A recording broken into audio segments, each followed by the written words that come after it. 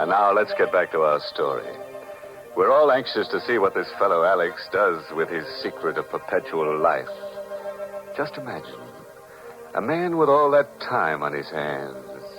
Time to kill. And kill. And kill. Immortality. I had it in my blood. I could feel it pulsing in my veins. The vitality, the power. I had to establish an alibi. Not that I expected to need an alibi.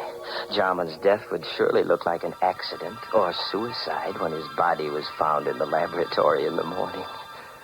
But I wasn't taking any chances on a murder charge. I had so much more to lose now. Wouldn't it be ironic if they were to execute me for murder? Me, an immortal.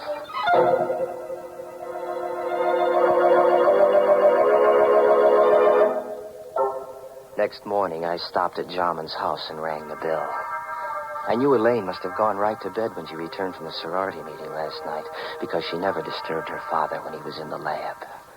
But now, when she discovered that he hadn't been to bed all night, she'd want to investigate.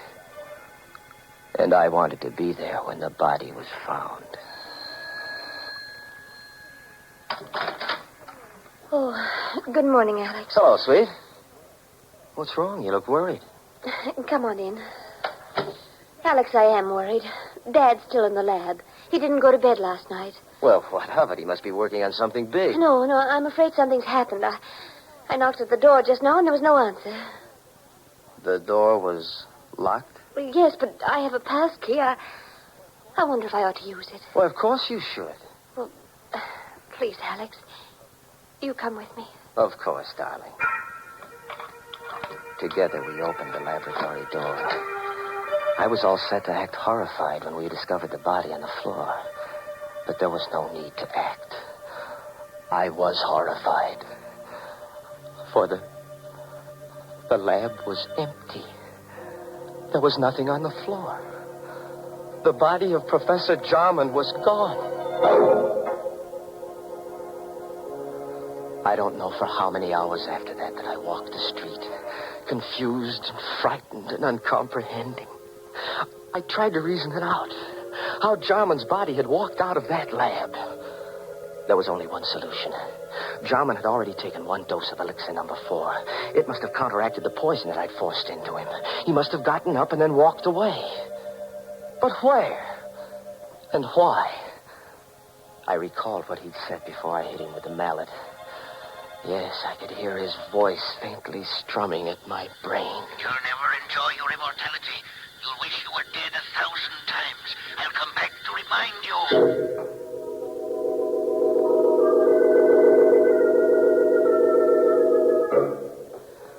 The next day, I went to Elaine's house, and I saw that she was taking her father's disappearance pretty hard. Oh, Alex, I don't know what to make of it. Do you think that Dad... that he's... Now, take it easy, baby. Maybe he's just suffering from amnesia. Maybe he just walked out of the house. He might turn up tomorrow. I have a terrible feeling, Alex, that he's dead. What makes you think so? Oh, I don't know. Now, please, Elaine. That won't do you any good. Oh, but it's the uncertainty. If I only knew for sure. Alex. Do you believe in mediums? Communicating with the dead? Do you believe a medium can put you in touch with the dead? Oh, is that what you're thinking of, darling? Going to a medium? But don't you see, Alex, if Dad is dead, maybe... I was worried, too. I had to know if Jarman was dead or alive. I had to know before I could start enjoying life. Yes, that might be a good idea, Elaine. Can't hurt to try. There's a medium in town. Oh, I don't know what I want to do. Let me think about it. Well, sure, darling.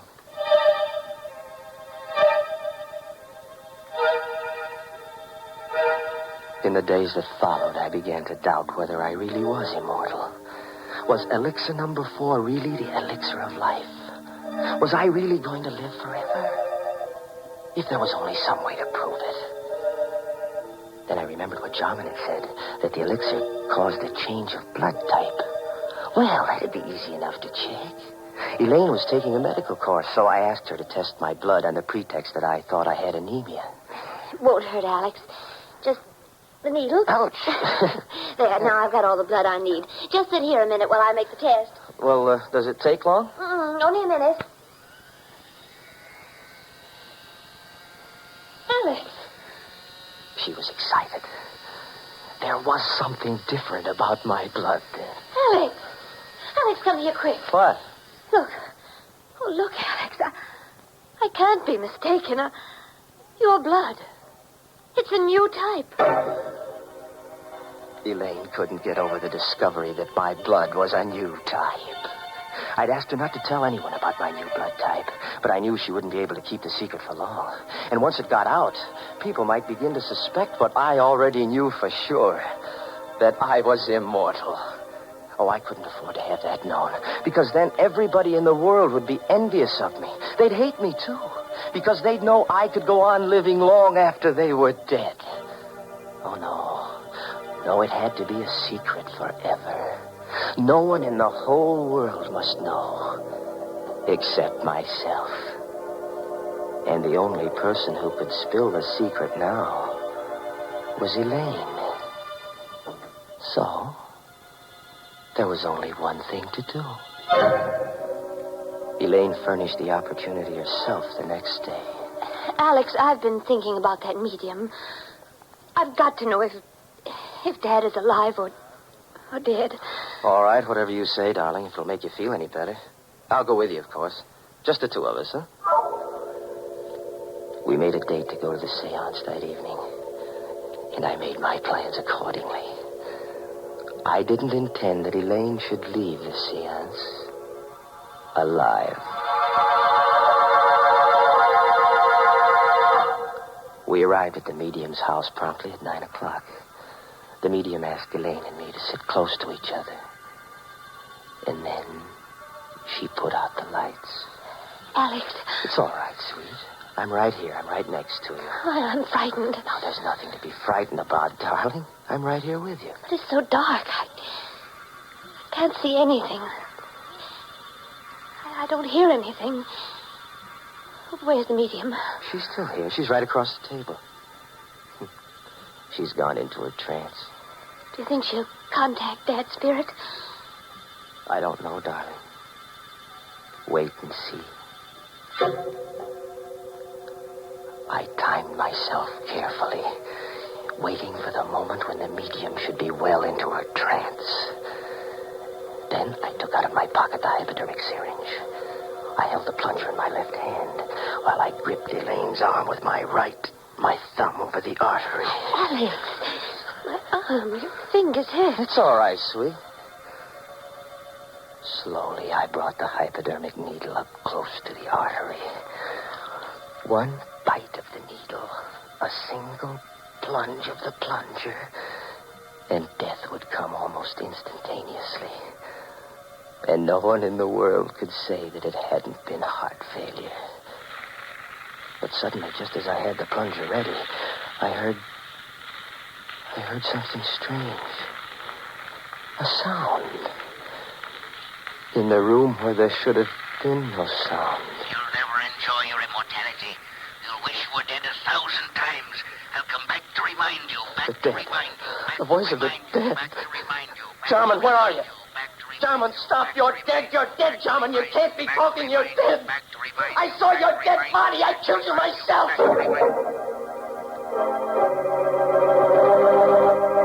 Suddenly, the lights flashed up. The room was full of police. Arrest him, officer. He killed my father. You heard his confession. That voice. That was Dad's voice, Alex. A recording. What? A recording? That's why he always talked to himself in the lab. He had a wire recording machine. He talked while he carried on his experiments so that there'd be a permanent record. The wire recorder picked up everything that was said in the lab the night you killed him. But we could never have proved it was your voice in court if you hadn't confessed just now. Yes, but the body. I found Dad dead that night when I got back from the meeting.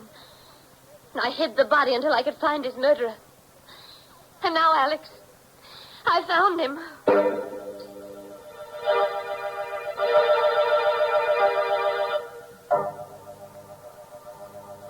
through the trial, Elaine sat and watched me.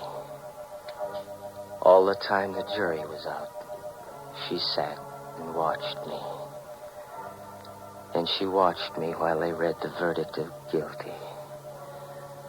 Her eyes never left me when I stood up to be sentenced and heard the judge say, Alex Gregory, it is the judgment of this court that you be confined to the penitentiary for the rest of your natural life.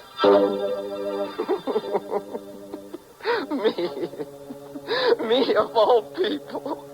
Me sentenced to imprisonment for life. Me in whose veins runs the precious elixir number 4. Imprisonment for the rest of my natural life, which means forever.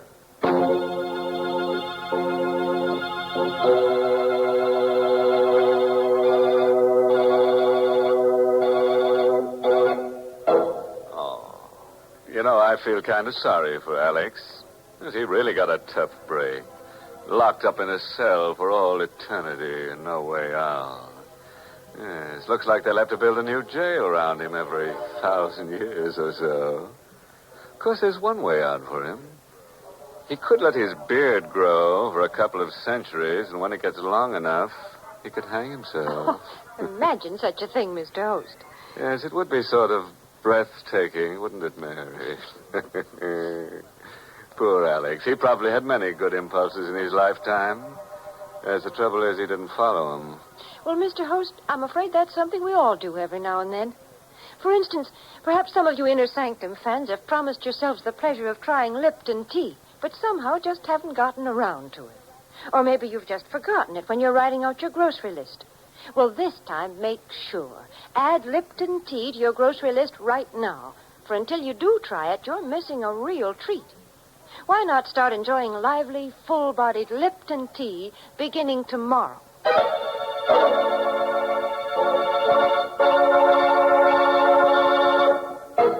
And now, friends, before I say goodnight, here's a pleasant bit of philosophy. Biologists tell us that all life starts in a little cell. And for convicted murderers, it ends there, too. Oh, by the way, this month's Inner Sanctum mystery novel is Death in the Limelight by A.E. Martin. And next week's Inner Sanctum story, brought to you by the makers of Lipton Tea and Lipton Soup, and directed by Hyman Brown, next week's story is called You'll Never Escape. So, if you feel in a capturing mood, join us next Tuesday. Until then, good night. Pleasant dreams.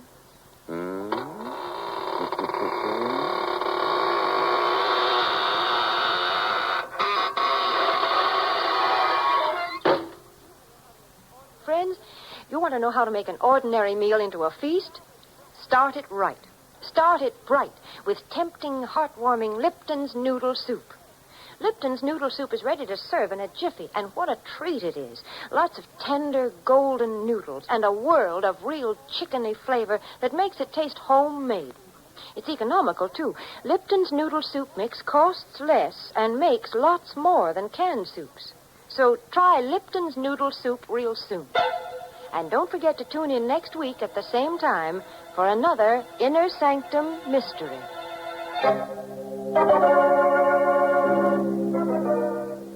This is CBS, the Columbia Broadcasting System.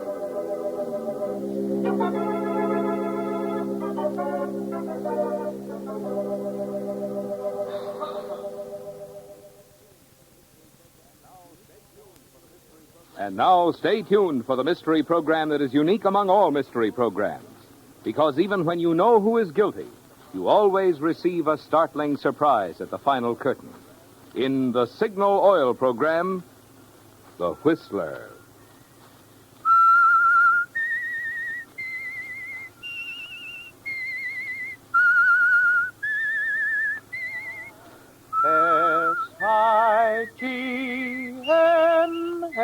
S-I-G-N-A-L. Signal, signal gasoline.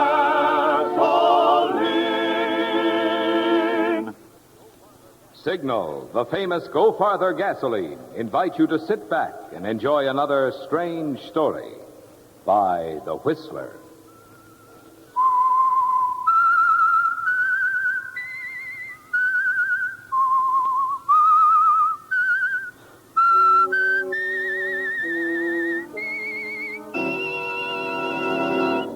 I am the Whistler, and I know many things, for I walk by night. I know many strange tales hidden in the hearts of men and women who have stepped into the shadows. Yes, I know the nameless terrors of which they dare not speak. And now for the Signal Oil Company, The Whistler's strange story. A matter of odds.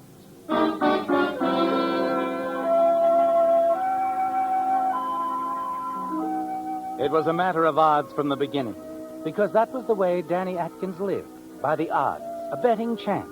But he played safe, carefully figured the odds in Danny's own favor. It was that way right now, in a dimly lit back street in Panama City.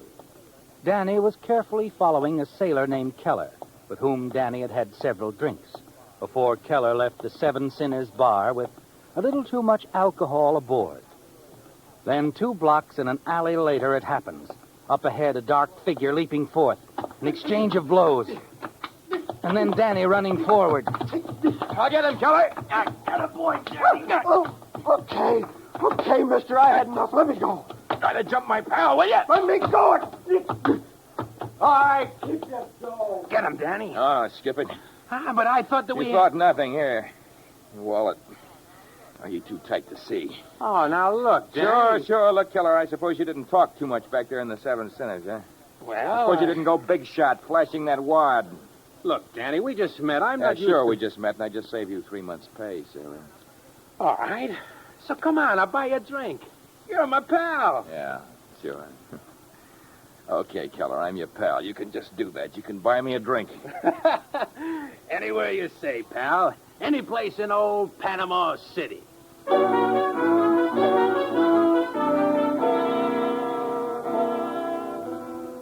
Amusing, isn't it, Danny? The way you picked up with Sailor Keller and the Seven Sinners, became friendly with him. He showed you a picture he had taken in Tokyo, and you even showed him an old snapshot of yourself when you were a high school baseball star. And all the while you were figuring the odds, weighing how much bigger Keller was, how drunk, how much of a protest he'd put up verbally and physically. Someone else jumped in, and now you emerge as a hero instead of a villain. But as you enter another bar, the Blue Moon, you tell yourself that it isn't over. Not yet. The Blue Moon here's as good a place as any. Hey, even know somebody in here. Hiya, Francie. Hey, take it easy, Keller. They'll toss us out of here. Hey, who's your friend, sailor? Danny boy? He's just Danny boy, sweetheart. Don't you go getting too well acquainted. Don't worry. Wow, ditto. Hey, I'm not so sure I want to sit at the same table with him. Oh, come on. He's my pal. Just save my neck. Okay. Here we are. Sure, my pal. Quite an athlete, too.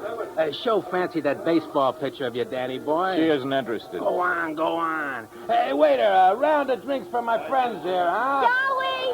Hey, Joey, got a customer for you. Huh? Who's Joey? Ticket vendor. You heard of the National Lottery. A lot of dough gonna be changed hands soon. Oh, sure. Yeah, really. Hello, Francie. Want to buy some tickets? Oh, my friend does, Sailor Keller. Oh, Mr. Keller. All right. How many, sir? I'll take a fistful. Joey, a fistful. A fistful? Hey, look, Keller. Relax, Danny. I feel lucky. Give me lots of trees, Joey. Trees lucky for me. Sure, Mr. Keller, sure. How about 3303? Okay. Buy some for the lady, too? Yeah. Oh, gee, For thanks. my pal, Danny boy. No, never mind me. I'm no gambler. I thought you were always figuring the odds, Danny. Didn't we talk about that? Yeah, I said I figured the odds on people, Keller. People, situations. I don't make wild bets. You would. Okay. It's going to be your loss. Skip him, Joey. But me, give me a fistful of those trees. And waiter, another round for us here for Fancy, Joey, and me, and And my pal, my old pal, Danny boy. Oh, you're a sport, Oh, sweetie. look, Keller, you're a sucker. The odds are against you, 50,000 to 1. Now, pay no attention to him, Against honey. me? Okay, Danny boy, so what? So what? So I'll see you in the morning. Over at your hotel. Anything you say, pal. My room's 214. Right now, I'm going to stay anchored for a while. Me and little Francie. That's right, hon. Oh, I was wrong, Keller. 100,000 to 1 odds. And all against you, all the way. Just bitter. Little old Danny boy is just bitter. Night, pal.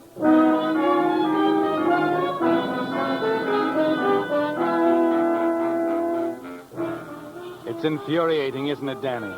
Watching Sailor Keller spend his money so foolishly. Money you'd hoped for. Money that might have taken you back home to the States. But there's very little you can do about it, is there? And the next morning on your way to Keller's hotel, you look into the bar, wondering if he even made it home last night. And then something hits you. A number marked on the mirror in the back of the bar. Number 3303, Keller's number.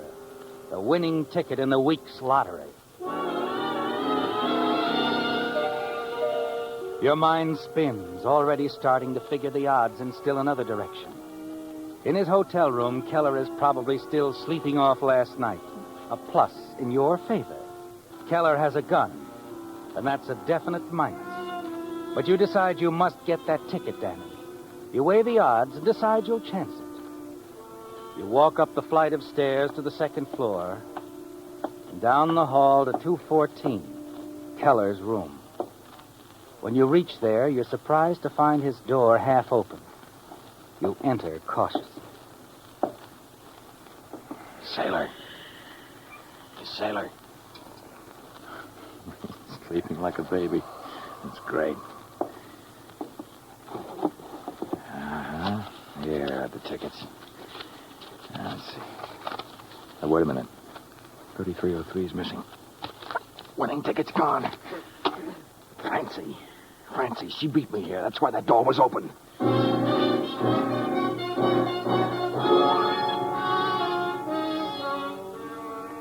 It has to be Francie, doesn't it, Danny? Yes, the girl in the bar last night. It's the middle of the afternoon before you finally find out where she stays and stop by her apartment.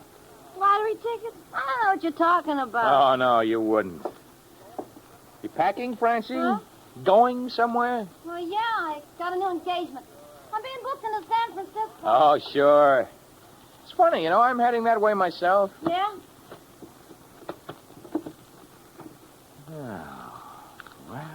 Well, look here, Francie. Right on top of your pretty things. All this money. Yeah, well, all right. So I cashed Keller's ticket. Look, we can split it.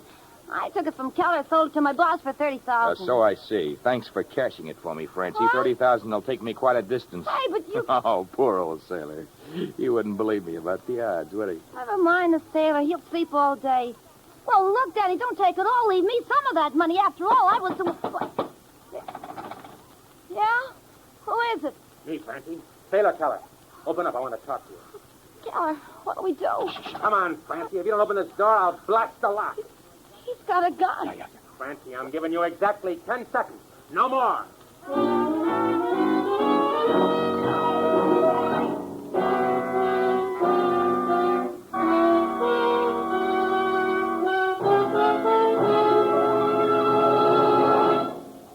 When Milady gets spring fever, out she goes and buys a new hat to perk up her spirits.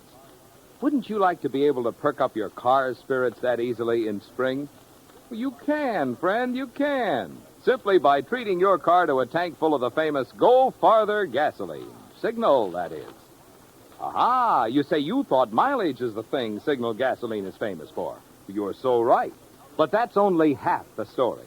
The other half is what makes Signal deliver such good mileage. Namely, Signal helps your engine run so efficiently you save gasoline. Well, when your engine runs that efficiently, naturally, you also notice quick starting, peppy pickup, smooth, obedient power, the very things that make driving more fun. That's why Signal says performance and mileage are like birds of a feather. They go together. No need to choose between driving pleasure and economy. Get both. by powering your car with the famous Go Farther gasoline. Fill up next time at a Signal service station. Signal, signal, signal gasoline. Your car will go far with Go Farther gasoline.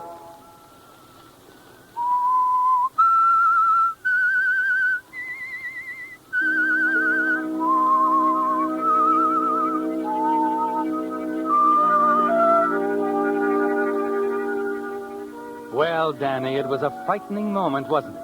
Trapped in that Panama City hotel room with a furious armed man on the opposite side of the door. The odds were poor then, weren't they? But the window and the fire escape gave you a way out. Once you've given Keller the slip, you hurry to the airport, make airplane reservations for Mexico City under your own name of Dan Atkins to throw Sailor Keller off your trail. At midnight, you take passage on a slow freighter for San Francisco, where you arrive 3 days later. Once there, you relax. Begin to enjoy yourself with Keller's money. You replenish your wardrobe, buy a new sports model car, and start driving north. The odds you always figure seem definitely in your favor, don't they? With little chance of Keller finding you in your old hometown of Trent City. When you arrive there, you pull in at a gas station. Yes, sir. Fill her up. Hello, Jack. Well, what do you know? Danny Atkins. Hey, welcome home. You here to stay? Maybe. Nothing like the old hometown, Danny. Yeah, looks good to me, Chuck. Nothing changed much, has it? Nah, the old gang's still around, too. Most of them married now, though. Freddie, Bert, Marilyn. Yeah? Just about all of them, I guess. Except Diane. Remember her? Diane Johnson? Oh, she was just a kid out of high school. But my, how she's grown. Why don't you look her up? Yeah, maybe I will. You notice that new ranch house on the left as you came into town, just past the bridge? Yeah, I did. A lot of class. I was wondering. The old man built the place last summer. Some of that mining property he owned up there in the hills paid off. You're kidding. No. Looks like maybe it was a mistake for you to leave town, Danny. He always wanted you to go into business with him. Yeah, I know. Still playing the odds, Danny? Yeah, yeah, that's right. Yeah. What are the odds in you staying on here? Well, right now, Chuck, they look pretty good.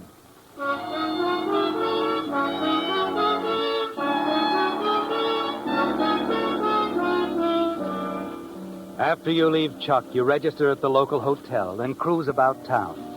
Your old friends are glad to see you, aren't they, Dan? Yes. And you can tell they're impressed. Your new car, the fine cut of your clothes. You spend 2 or 3 days enjoying yourself, renewing old acquaintances. And then one afternoon, you drive to the large ranch house near the bridge, the Johnson place.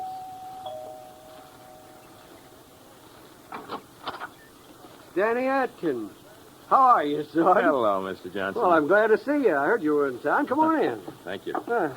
You're looking fine, Danny. Fine. Thank you, sir. From what I've heard from the folks around town, you seem to have done pretty well for yourself. Oh, I've heard the same about you, Mr. Johnson. Oh, I've been lucky, I guess. I've been lucky, too. Oh, I know better than that, Danny. It's more than luck with you. Good common horse sense, that's what it is. You figure things out. Your dad was like that. Oh, Diane. Yes, sir. Come here, honey. I haven't told her you were in town. Wanted to be a surprise. Wait till you see the look on her face. What is it, Dad? Who's after this? Danny. You stare at her, don't you, Danny? Unable to believe what you see. She has changed, hasn't she? Yes, you'd hardly recognize her from the gangling schoolgirl in the blue jeans and plaid shirt you knew years ago. She's really beautiful, isn't she? After you recover from the surprise, the three of you settle down in the den for a pleasant chat. You stay on for dinner. Through it all, you find you can't keep your eyes off of Diane, can you, Danny? And later, the two of you go for a walk along the quiet, tree-lined street. It's wonderful having you back here, Danny. Oh, it's good to be back. You know, I've missed all this, the old town, old friends. We haven't had much time to talk about them, have we? With Dad monopolizing the conversation. I hope he didn't bore you at dinner. Oh, of course not. I suppose you know what's on his mind. Do I? He still wants you to join the firm. Danny, when he does ask you, think it over carefully before giving your answer. It would mean a lot to him. And to you? Oh, yes. To me, too, Danny.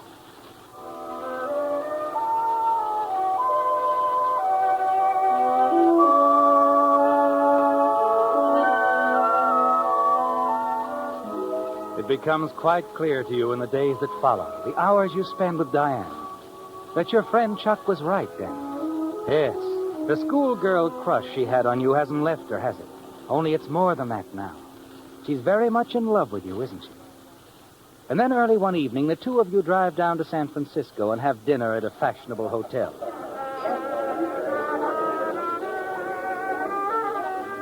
Having a good time, Diane? Of course. But you still haven't told me what this is all about. Are we celebrating something? Yes. I am in your father's firm. What? Danny, that's wonderful. Dad didn't say. I wanted to be the one to tell you, darling. Oh, Danny, I'm just so happy about this. I just don't know what to say. Well, you could say yes when I asked you to marry me. Well? Let's go out on the terrace, darling. I think little Diane is going to burst into tears.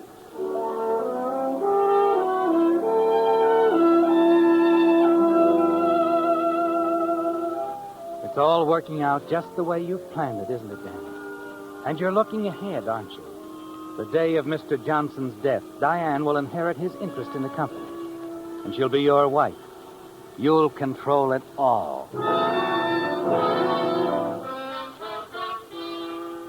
The following morning, you accompany your future father-in-law into the hills to look over his newest project, the abandoned Crofton mine. You catalog each item in your mind. Listen to Mr. Johnson's suggestion. And then you have some of your own to offer. Seems pleased. Son, I go along with those ideas of yours 100%. A lot of angles there I hadn't figured on. Oh, Mr. Johnson, one more thing. About that double cable running from the mine entrance here across the river to the road on the other side. Well, they're pretty worn out and rusty, aren't they? Well, I've already taken care of that, Danny. Going to have the boys put in a couple of new cables. Well, why? Like I said, they're all rusty. They won't hold up. I mean, why use the cables at all? Well, how else are we going to haul the stuff we take out of the mine here to the tracks across the river? We don't have to cross the river, Mr. Johnson. If we build a road from the main entrance to the new highway a few miles down, trucks could drive from the highway here to the mine on this side. We could load them on this side. Forget about the river. Well, it'd cost a little money, wouldn't it? Yeah, but be worth it in the long run, considering the time saved. Yeah, maybe it's worth that. Doggone it, Danny, that's what I mean. Something as simple as this staring me right in the face and I don't see it. It takes a little figuring, Mr. Johnson. That's all.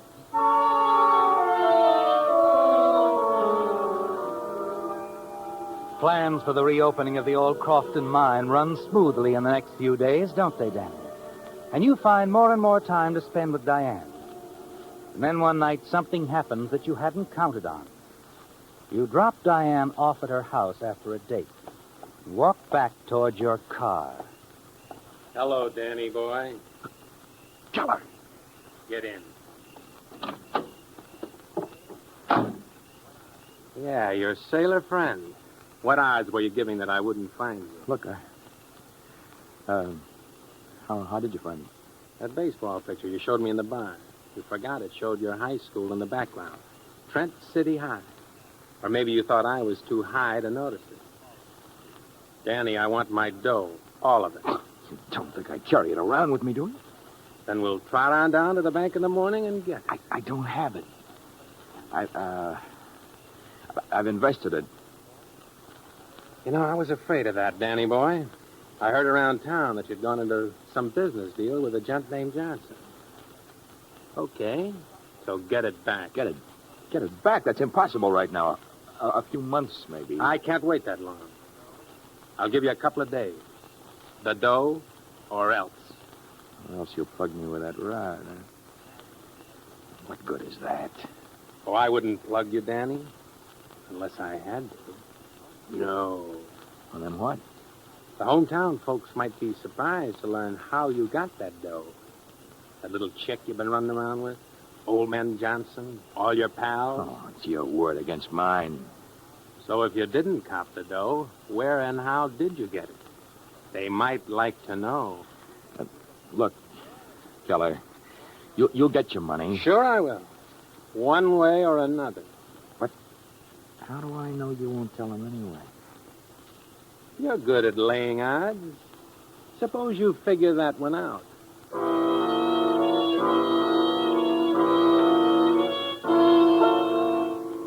There's little sleep for you that night, Danny, because of Keller and the threat he holds over you. He could ruin everything for you, couldn't he? And the odds are that he will unless you stop him, silence him. It's a dangerous step to take, isn't it? One you must think over carefully, weigh the facts, the odds. You've made up your mind what to do when he calls you 2 nights later. You arrange to meet him on a quiet road just outside of town. He's standing by his car waiting for you when you walk by. Right on time, Danny boy. That's fine. What's in the shoebox? You wanted cash, didn't you? Yeah. Hold still. I want to make sure you... I don't have a gun. I'll decide that.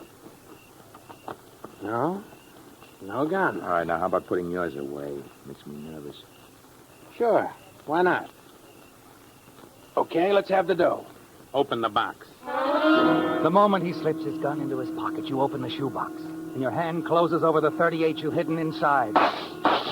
Kelly staggers forward as he's hit. It's a brief struggle. His hands close around your throat. You pull away. Then he falls back and slumps to the ground. You stare at him for a moment. And suddenly you're aware that a car is approaching. You dive into the ditch. A truck, Danny, loaded with townspeople coming home from the barn dance at Fondale.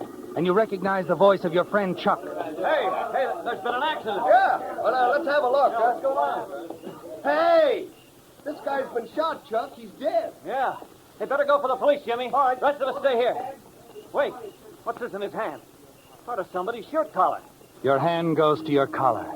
You realize for the first time that in the struggle, Keller ripped a good part of your shirt collar away. And if you're caught, it will be easy to prove the torn collar in Keller's hand came from your shirt. The odds against you have mounted fast, haven't they, Danny? You decide you've got to make a run for it. There's nothing else you can do. Hey, look! Look over there. Somebody running across the field. Right. Hey, maybe that's the killer. Let's get him, you guys. Come on!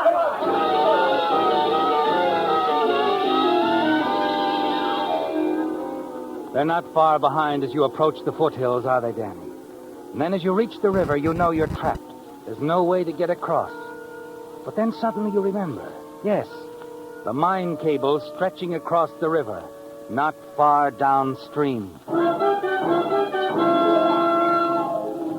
A few minutes later, you reach them. What are the odds now, Danny? The cables are eaten by rust, and it's a long way across, isn't it? A rushing river below. You make it to the other side, you'll be safe. You stay here, the chances are you'll be caught. You weigh the odds carefully, don't you, Danny? It's a matter of timing. And even if the cables do break and you fall into the river, you're a good swimmer. And you're certain you can make the other side. And then... I tell you, I'm sure he came up this way. Well, he isn't here. Did you get a good look at him? No, it's too dark. He probably headed downstream toward the bridge, the only way across. Yeah. Hey, but wait a minute. I just happened to think of something. What about those cable lines leading across the river? They're around here someplace, aren't they? Well, yeah, sure. But a guy'd be a sap to try it. Hand over hand, more than 50 yards. I guess you're right. He wouldn't try it. Come on. Yeah. Oh, wouldn't I try it, Chuck? Wouldn't I?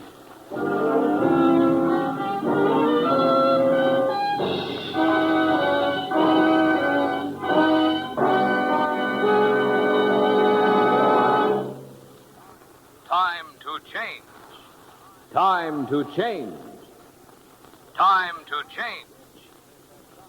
Yes, it's time to change, says that sign outside signal stations. Time to drain tired out old winter motor oil.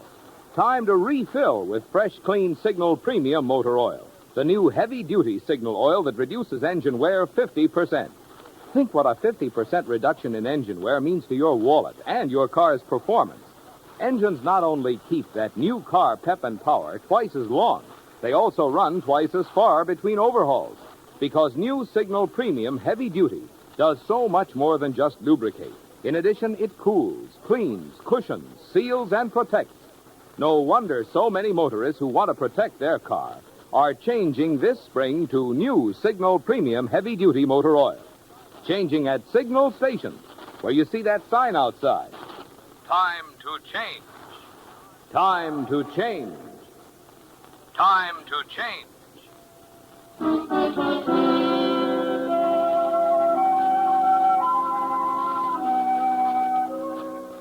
A small group of townspeople, shocked by the news of the tragedy, had gathered at the river's edge just below the Crofton mine. High above them at the mine entrance stood Sheriff Delsing and Mr. Johnson, surveying the scene in stunned silence. Presently, the two men approached the edge of the cliff.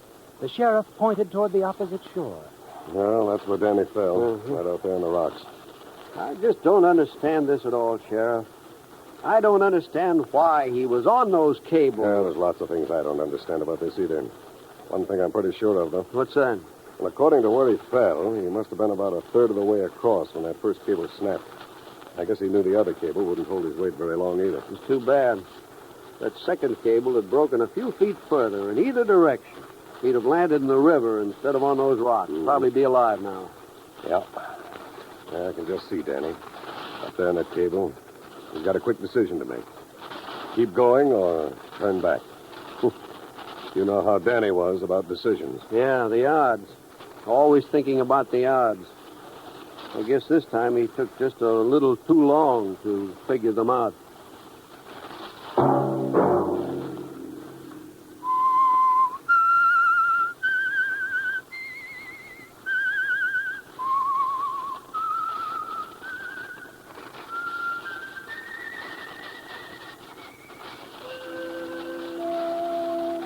Let that whistle be your signal for the Signal Oil program, The Whistler, each Sunday night at this same time.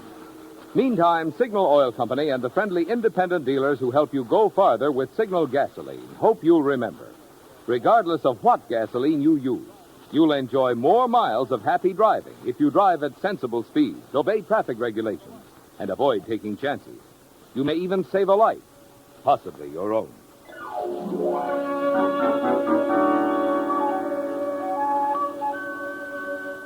Featured in tonight's story were Bill Foreman as the Whistler, Lamont Johnson, G.G. Pearson, Tom Tully, Bob Bruce, Bill Boucher, and John Shea.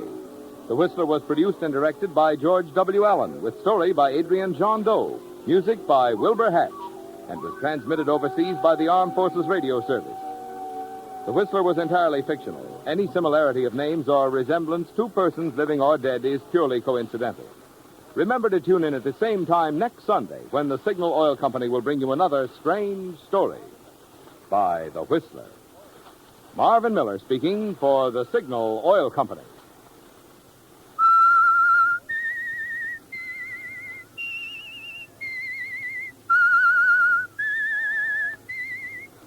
S-I-G-N-A-L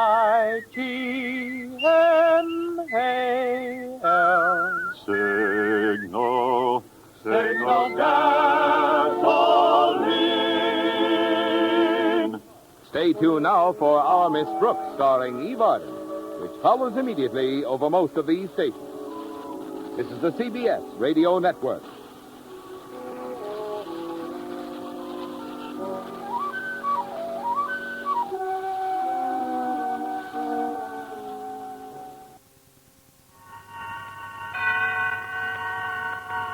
Suspense. And the producer of radio's outstanding theater of thrills, the master of mystery and adventure, William N. Robeson. One of the greatest pleasures we find in this business of keeping you in suspense is the discovery of new talent and of unusual story twists. In what you're about to hear, we think we have combined both. The twist? You'll never guess it, no matter how familiar you are with that mystical literary device, the ventriloquist dummy. And the new talent? Two young men, Bob Jorn, whose first radio play this is, and DeForest Kelley, a bright new luminary in the Hollywood firmament who is presently being seen as Morgan Earp in Gunfight at OK Corral. Put them all together, and you have a strange half hour ahead. Listen. Listen, then, as DeForest Kelley stars in Fleshpeddler, which begins in exactly 1 minute. Smoke Kent, smoke Kent, smoke Kent with the micronite filter. It is the mild cigarette. It's got the freshest, cleanest taste yet. It is the mild Kent cigarette. Smoke Kent with the micronite filter.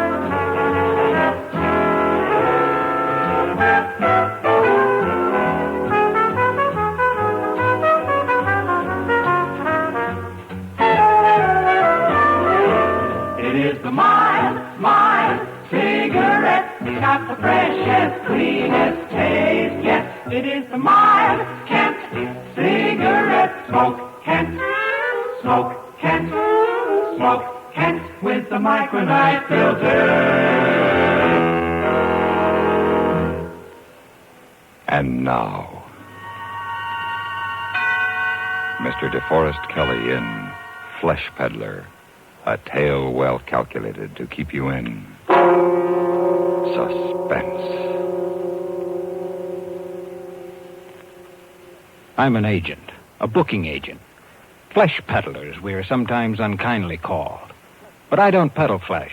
I sell talent. Singers, musicians, nightclub acts. And I'm pretty good at it. I've got an instinct for talent. When I find a new act that's really got it, I go after it until it's mine. Only the ventriloquist team of Wilson and Oliver, I wish I'd never heard of them. Then I could sleep better nights.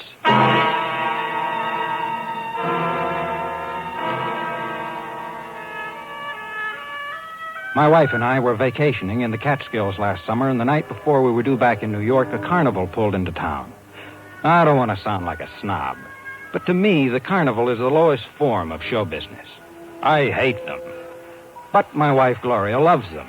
Since I love Gloria, we went to the carnival. Pete, isn't it exciting? It's just cheap noise. Oh, I wish it had come to town sooner. I wish it hadn't come till tomorrow. Oh, come on, Pete. You might even find some new talent. Here? Why not? Freaks are for sideshows, honey, not class spots. You never can tell. A bearded lady might go great at the Coca. I can tell. Right here for the wonder of the Midway. Hey, the one and only Alexander Wilson and his lovable little dummy pal, Oliver. Hey, you've seen ventriloquists before, you say. Uh-huh. Hey, but you've never seen anything to equal Wilson. The remarkable Wilson and Oliver. Hey, don't pass it by, friend. Pete, let's go in. Oh, ventriloquist, a dime a dozen. Come on, I want to see him. Honey, you've seen 100 just like him. Well, maybe he's 1 in 100. All right. We pushed through into the small tent and took our places on the hard, uncomfortable benches. Wilson was already seated on the platform, a typical childishly dressed dummy on his lap. He was a man in his 50s, I'd say, with the saddest face I've seen in 15 years of show business. When the people were in, he suddenly sprang the dummy to life. Shut the doors.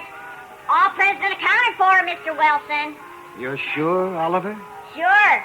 Well, then, say hello to the people. Hello to the people. Oh, now, come, Oliver. You can do better than that. I can? Yeah. Well, you ought to know. The routine was awful, dull, time-worn. But for some reason, this Wilson fascinated me. He had a talent, all right. His handling of the dummy was amazingly accurate. As the act went on, I began to think that Wilson was even better than the Barkard said he was, and he was going over with the house. Wilson had Oliver sing while he himself smoked a cigarette.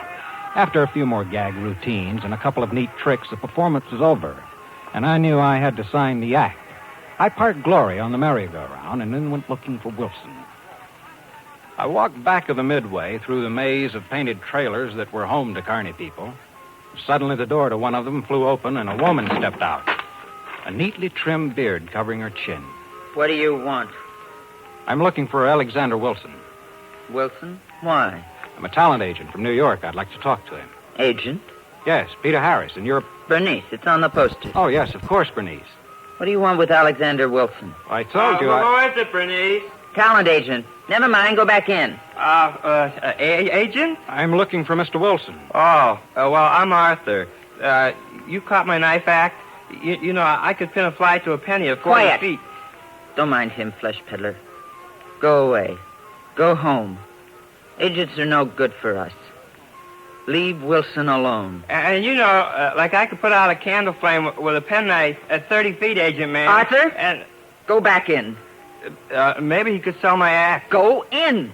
All right. Wilson's in trailer 17, Agent Man. Hey, if you ever need a good... Shut up, night... Arthur. Shut up. Get in there. Forget what he said. Arthur is... Well, he isn't quite bright. You know what I mean? Yeah. What's so wrong about seeing Wilson? There are plenty acts like his. You don't need him. Well, you've got my curiosity going now, Bernice. I hadn't intended that. But forget your curiosity. And go home. Now. Why? Believe me, Fleshpeddler, you will thank me for this advice someday. Which is trailer 17?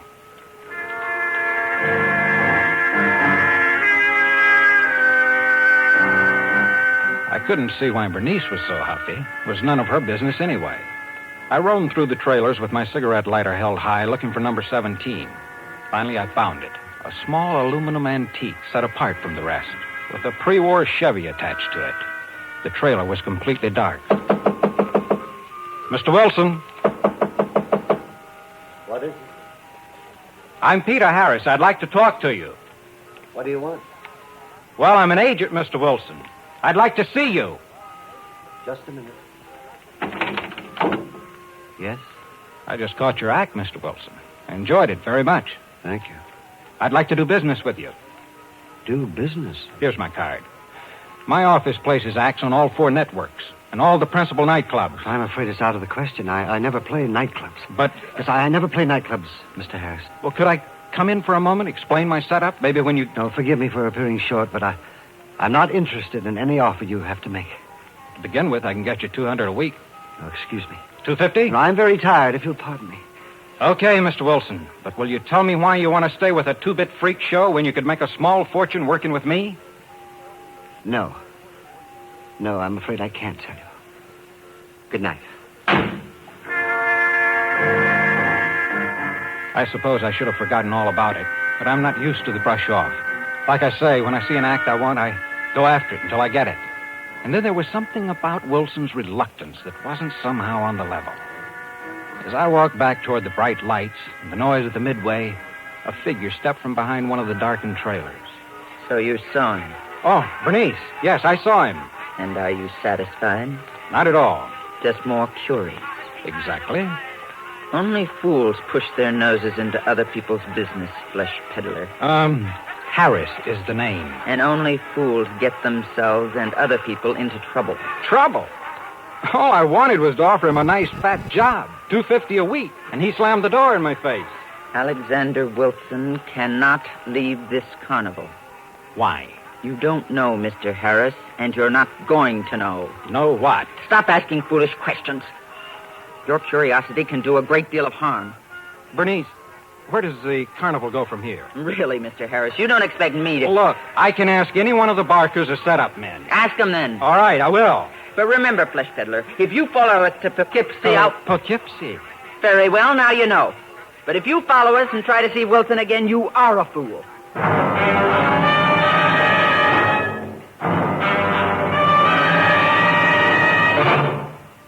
In just a moment, we continue with Suspense. Who says you can't have your cake and eat it? With our vast network facilities at your disposal, you can hop in the car and get away from it all and still not miss out on any of the exciting entertainment you've been enjoying regularly at home. The latest news, our daytime dramas, the music and comedy shows that fill each evening with joy are all available to you whether you're perched at the top of the highest mountain or are dangling a toe in the edge of the sea. The 6 dramatic shows that follow each other on CBS Radio every Sunday bring Broadway and Hollywood to you whether you're drifting downstream on a barge or flying high in a sports plane built for 2. And the biggest variety shows can be enjoyed to the hilt on a pocket-sized transistor as well as the huge console radio in a luxurious country hotel. Summer is a time for fun outdoors. Summer is a time for travel. With CBS Radio at your side, summer is a time for top-flight entertainment, no matter where you happen to be, no matter what else you happen to be doing. And now, we continue with the second act of Fleshpeddler, starring Mr. DeForest Kelley. A tale well calculated to keep you in suspense.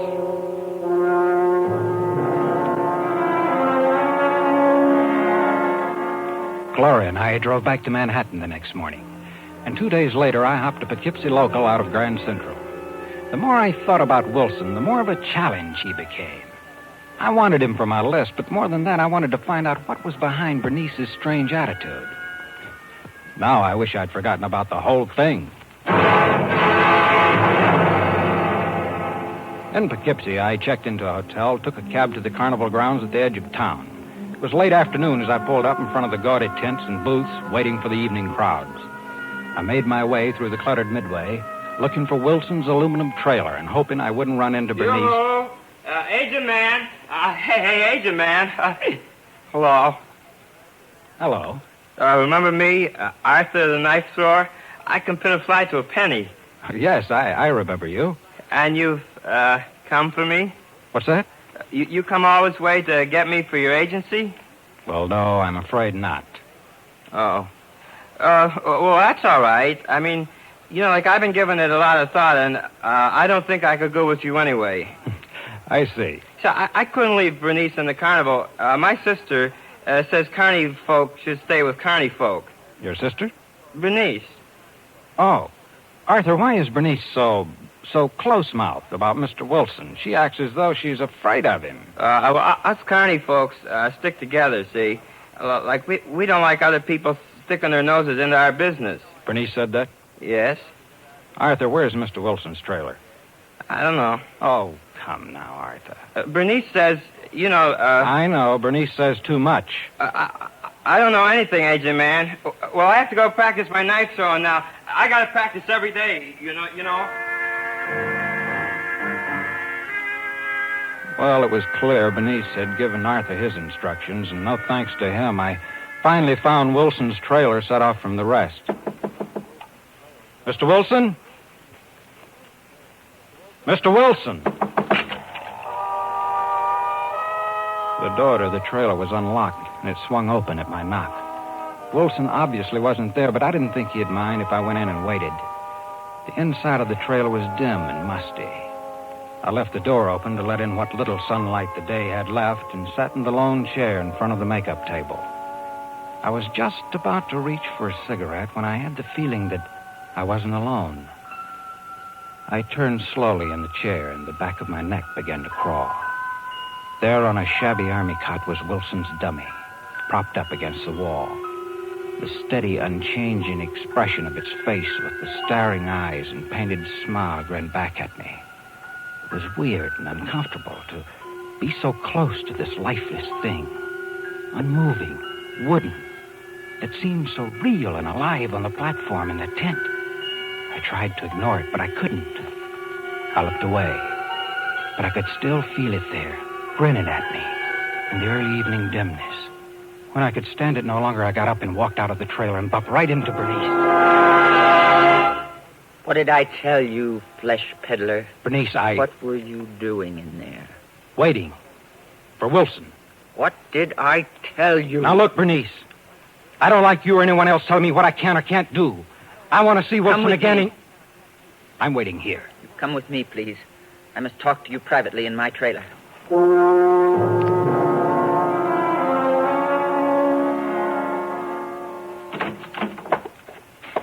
Sit down. Well, what's on your mind, Bernice? I didn't really think you'd follow us. I told you I'm not easily discouraged. Mr. Harris, I must warn you again to leave now without seeing Wilson. I don't think you understand me. I'm used to getting what I go after. Mr. Harris. I intend to see Wilson to try to talk him into signing a contract. And you've said so far, all that you've said is go away. Can you give me a good reason for not seeing him? Okay, then why did you insist on dragging me in here? Mr. Harris, can you assure me your interest in Wilson does not go beyond signing him as a client? What do you mean? Your interest in Wilson wouldn't by chance be in his past, his private life, and not in his professional talent. I never heard of him until I caught his act 3 days ago. Mr. Harris, I'd hoped I wouldn't have to tell you this. I didn't realize you were so stubborn, but... Yes? Well, Alexander Wilson lost his mind many years ago. That doesn't disturb you? It might, if I believed you, Bernice. What? I don't think Wilson's nuts. Apparently something's bothering him. Something big, maybe, but it's not insanity. I suppose you know Wilson better than I do. I didn't say that. But a man in my business meets every kind of person there is. The cheats, the phonies, the right guys, the bums. So? So you develop an instinct about people. And my instinct tells me Wilson is not insane. You'll have to try something better to scare me off. Mr. Harris, Wilson thinks he's a murderer. You are trying to scare me, aren't you? If that's necessary to protect you and us, yes. You think he might murder me, too? I don't mean that. Actually, he never murdered anyone. Look, Bernice, you don't make sense. Don't you understand? No. I said Alexander Wilson thinks he is a murderer. He thinks he murdered a woman a long time ago. He's lived with this thought for years, nourished it, until he really believes it. It's driven him out of his mind. Bernice, do you expect me to believe a cockamamie story like that? It's the truth. So don't you see? The only place for him is here, in the carnival, with his own kind. We understand. Well, hasn't anyone tried to help him, to make him realize He is beyond that now. But with us, he's all right. Outsiders disturb him. You haven't scared me off, Bernice. You've got to stay away from him. Why? If anything you've told me is true, it's only half the truth. It's enough for you to know. From you, maybe. Perhaps Wilson will tell me the rest. I've warned you. I will not warn you again. Oh, Bernice. Oh, hello again, Agent Man. Hi, Arthur. How's your throwing arm? Well, Come in, Arthur. Mr. Harris is just leaving. Yes. So long, Bernice. Goodbye, Mr. Harris.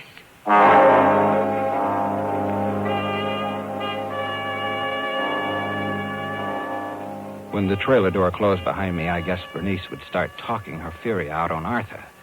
So I moved around to the small window in the back of the trailer to see if I could learn anything more. I don't care. I don't even want you to say hello to him. Nothing. Understand? But just saying hello don't hurt, does it, Bernice? I don't want you to open your mouth in front of that man, even to yawn. I had to lie to him to get him away from here. And I don't want you saying anything to bring him back. All right, Bernice.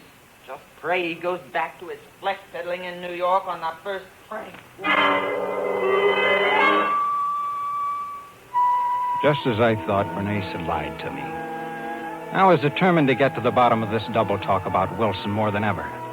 This had become more important to me than signing him to the usual 7-year management contract. When I got back to Wilson's trailer... Who's there? It's Peter Harris again. Who? Peter Harris. I spoke to you a few days ago and... What do you want? I want to talk to you, Mr. Wilson. Go away. But I've come all the way from New York. I must ask you to leave at once. Look, Mr. Wilson, I'm not a detective. All I wanted when I first met you was to book you into the big time. But now there's something more. I think you need help. You need help badly. No, you're mistaken. Can I come in and talk to you? Oh, good heavens, no. Well, how about having a drink with me before the show? You look like you could use one. Please, leave me alone. Wilson, don't you see what these people are doing to you? For some reason, you're a haunted man, and this carnival is the worst place in the world. Leave me now. Leave me, please. These people are all the help I need. Leave me alone. I'll be at the hotel overnight. If you change your mind, Wilson, call me.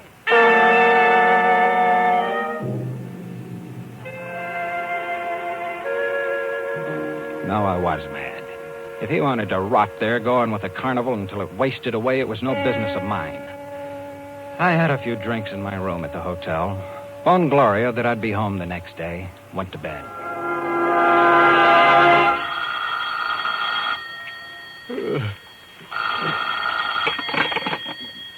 Yes? Mr. Harris? Wilson. Can you meet me right away? Right away? What time is it? I don't know. It's after midnight. It's 1:30. Well, Please. I must talk to you. Can you meet me? Sure. Okay, where are you calling from? An all-night drugstore. Well, where is it? Wait. Not here. Meet me at my trailer. Okay. And please, hurry.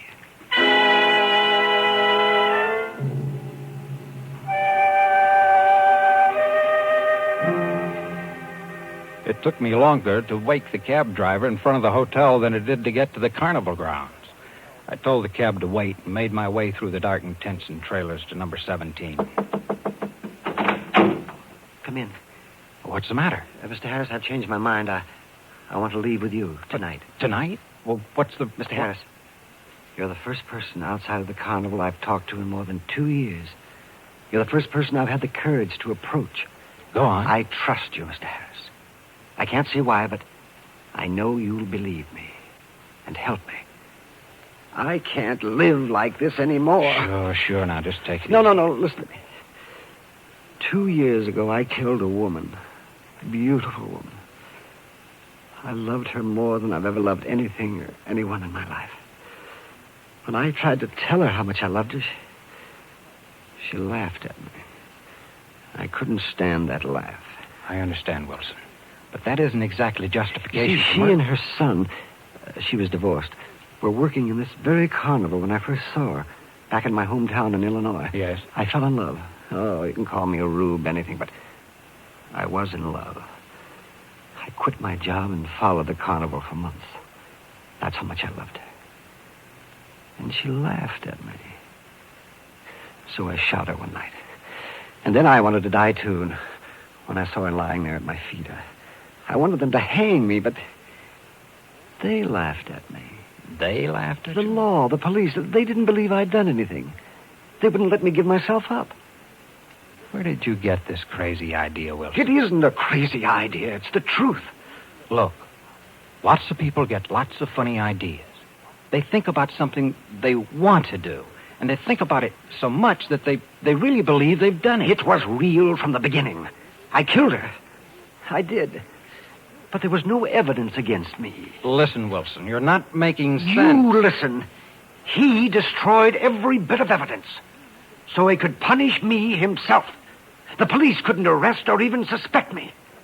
Who destroyed what evidence, Wilson? Her son, Oliver. Oliver? Yes, Mr. Harris. He's referring to me. A trick? No. Wilson was too upset to be tricking me.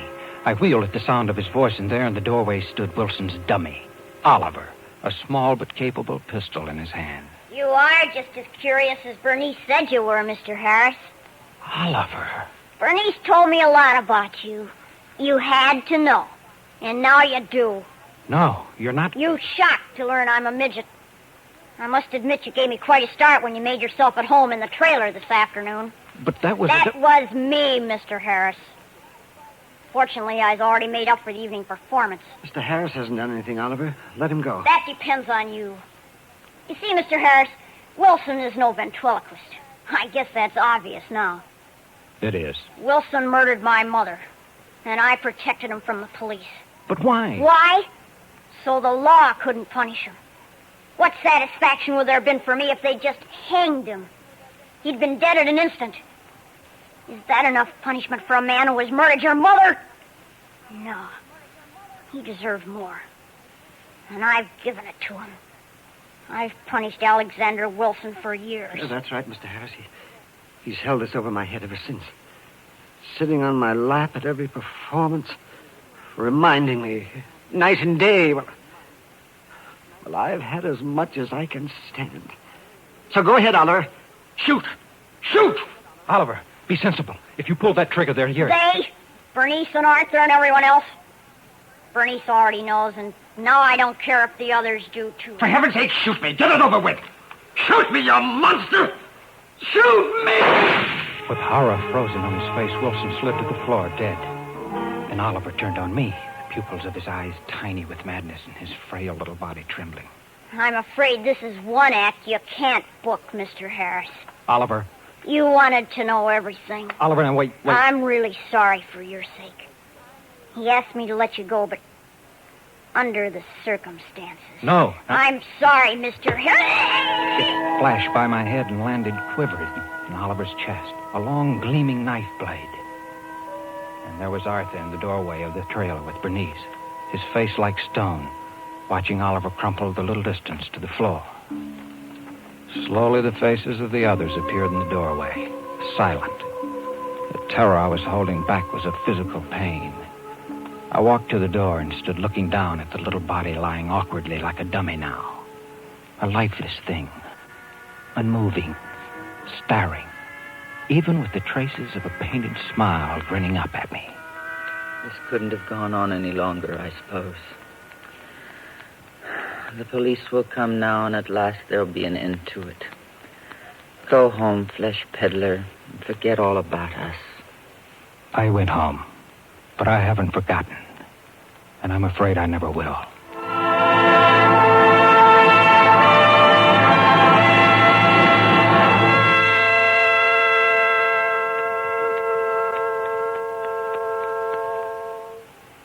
Suspense, in which DeForest Kelley starred in William N. Robeson's production of Fleshpeddler, written by Robert Giron. Listen. Listen again next week when we return with Pigeon in the Cage, starring Lloyd Bridges. Another tale well calculated to keep you in suspense. Supporting Mr. Kelley in Fleshpeddler were D.J. Thompson, Gretchen Connie, Dawes Butler, Howard McNear, and Dick Beals. How are your brakes? Not the ones in your car. We're sure you keep those in tip-top working order. But how about your own brakes? Are they in working shape? When you're behind the wheel of your car and you feel that impulse to challenge the legal speed limit, can you stop that impulse on a dime? When a less courteous driver does something downright stupid that may inconvenience you, are you likely to do something twice as foolish just to show him he can't push you around?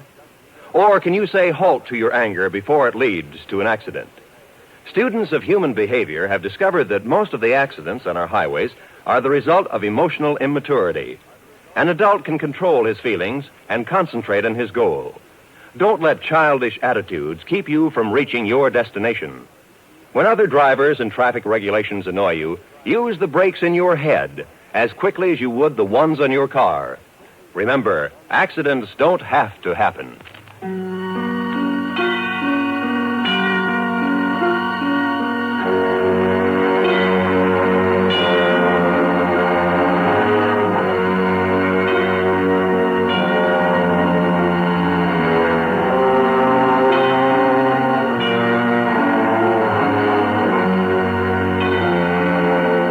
America listens most to the CBS Radio Network.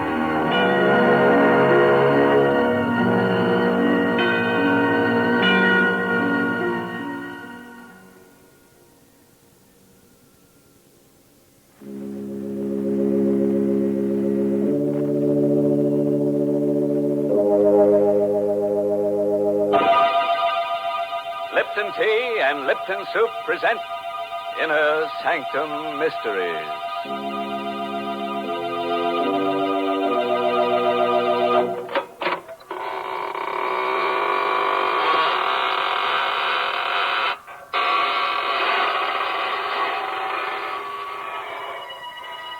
Good evening, friend. This is your host of the Inner Sanctum inviting you in through the creaking door. Come on in and enter into the spirit of things. Don't pay any attention to those gurgling sounds you hear. They're the unfortunate ones. The midnight spirits who are caught haunting before midnight. Poor things. All they can do now is gurgle because they've evaporated into distilled spirits. What a horrifying thought, Mr. Host. Can't we ever talk about the brighter side of life? Well, don't forget, Mary, murder is my business. Well, thank goodness it isn't mine. And right now, I'd much prefer to talk with our Lipton listeners about something more conducive to happy spirits. I mean, a cup of hearty, piping hot Lipton tea. You know, it's really wonderful, the extra delight you get from this superb tea, friends. And the reason is simply this: Lipton's grand brisk flavor.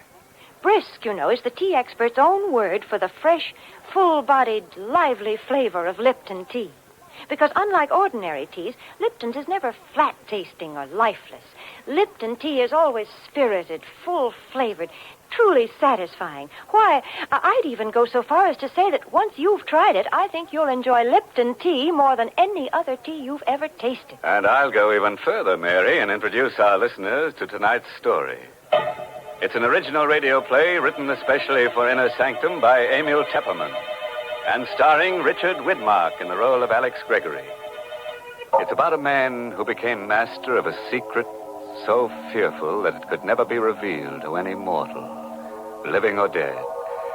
But let him tell you the story himself, how he learned the most terrible secret in all the universe and what he did with it. It was an evening in September, the 15th to be exact, when I first learned of the existence of elixir number 4. It happened at Professor Jarman's house just off the college campus. You've heard of Jarman, of course. He was to chemistry what Einstein is to physics. But it was his daughter, Elaine, that I was interested in that evening in September when I rang their bell. Oh, hello, Alex. Oh, gosh, is it that late? I'm not even dressed. Hi, sweet. Snap it up, will you? The last show starts at 8:30. Oh, it won't take me long. Wait for me in the library. I'll be ready in a jiffy. I knew my way around the house. I went into the library, and the first thing I noticed was that the door to Professor Jarman's private study was ajar. It had never happened before. The private study and the laboratory beyond were forbidden territory in the Jarman home. Not even Elaine was allowed in there. And now the door was open. I'd heard stories of Jarman's experiments with new and secret formulae. So here was a chance. A possible chance to find out what the old codger was working on. I couldn't resist. I pushed open the door and I stepped into the private study. I could hear Jarman in the lab talking to himself. Elaine had told me once that he always talked to himself in the lab. I stood quietly in the study, but I couldn't make out what he was saying in there. I looked around. The study was just a small cubbyhole with a chair, a bookcase, and a desk. And on the desk, I saw the open diary. A single sentence was written on the open page. I stepped closer. And then I got the first shock. For that sentence was written in Latin. My Latin was rusty, but I was able to decipher the words, Vitae secretum in elixir quartum perpetus habeo. In elixir number 4, I have the secret of perpetus life. Perpetus. That was the one word I couldn't seem to place. In elixir number 4, I have the secret of something. Life. I was puzzling over that word perpetus when suddenly the laboratory door was flung open.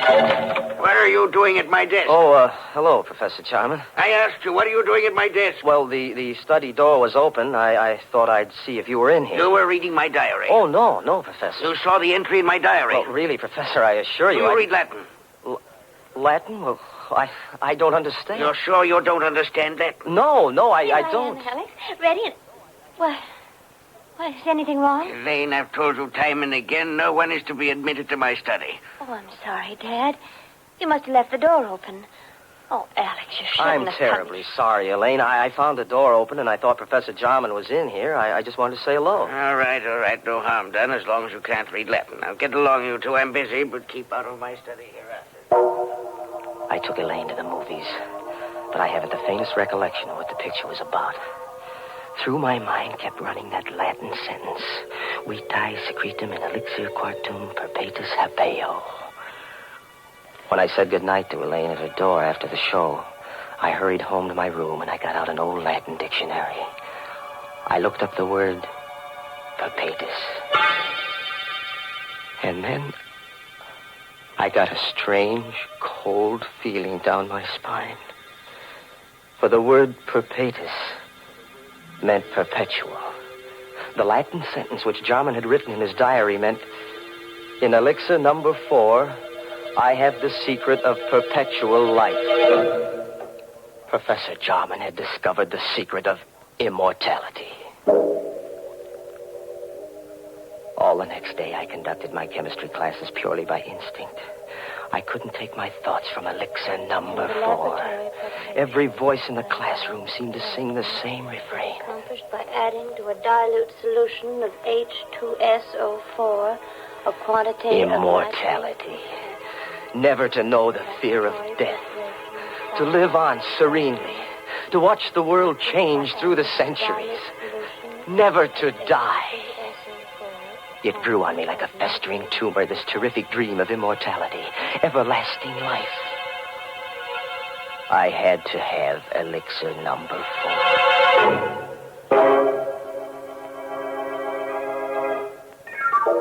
In the afternoon, the first free period I had, I went down the hall to Jarman's office. Come in.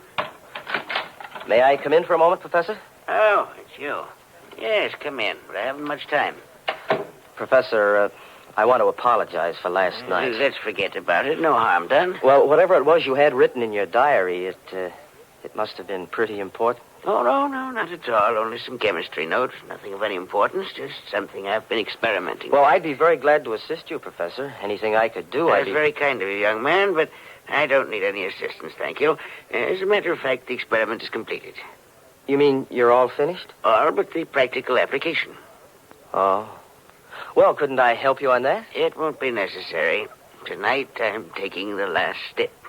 Tonight? I knew what that meant. Tonight he was going to use elixir number 4. He was going to administer it to himself. I had to act tonight or never. Jarman's keys were on his desk. I distracted his attention, and I managed to pick them up without his noticing. Then I hurried across town to a locksmith and had him make duplicates of Jarman's house key, his study key, and his laboratory key. Then I returned to the college, and I managed to replace the keys on Jarman's desk while he was out. Now, I was ready for an adventure into immortality.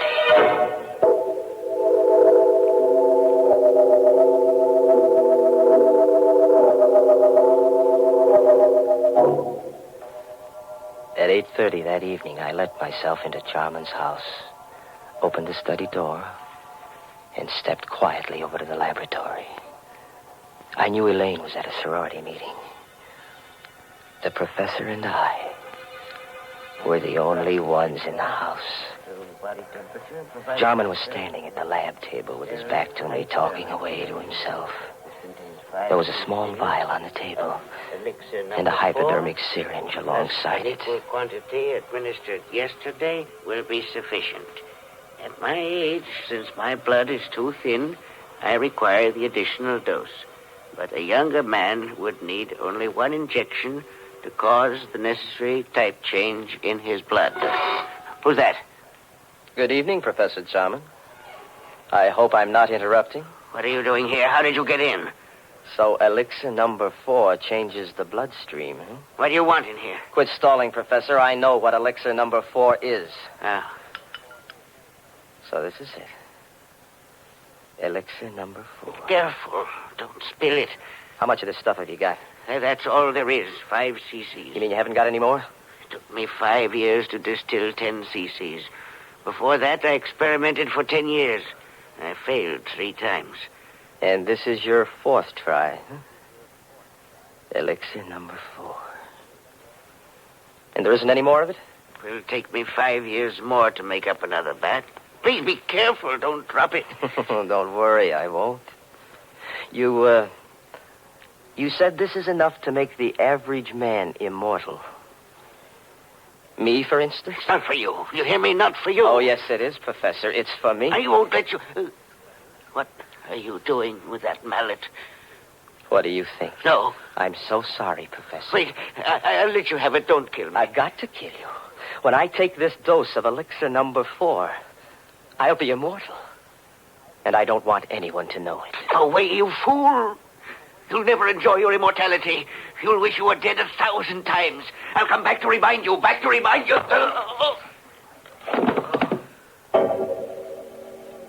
didn't hit him hard enough to kill him. That wasn't part of my plan. But when he lay unconscious on the floor, I searched among the chemicals until I found what I wanted. I mixed some chemicals in a test tube, and I watched the fumes forming.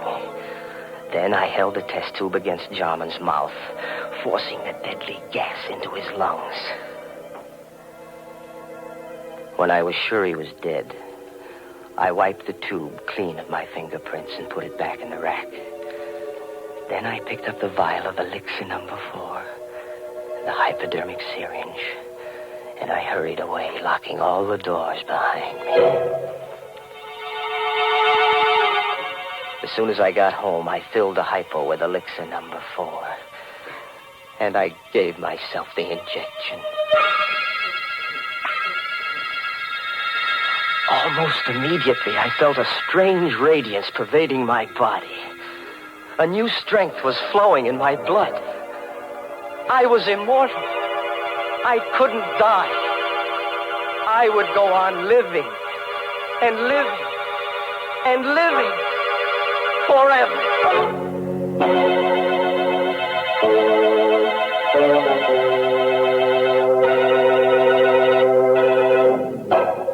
Hey, what's going on here? What's all this about living forever? If you ask me, it would be more of a curse than a blessing. Now, just suppose we all took a shot of this elixir number 4. I think of all the people who'd lose their jobs. Grave diggers and stone cutters and shroud makers and hearse drivers and...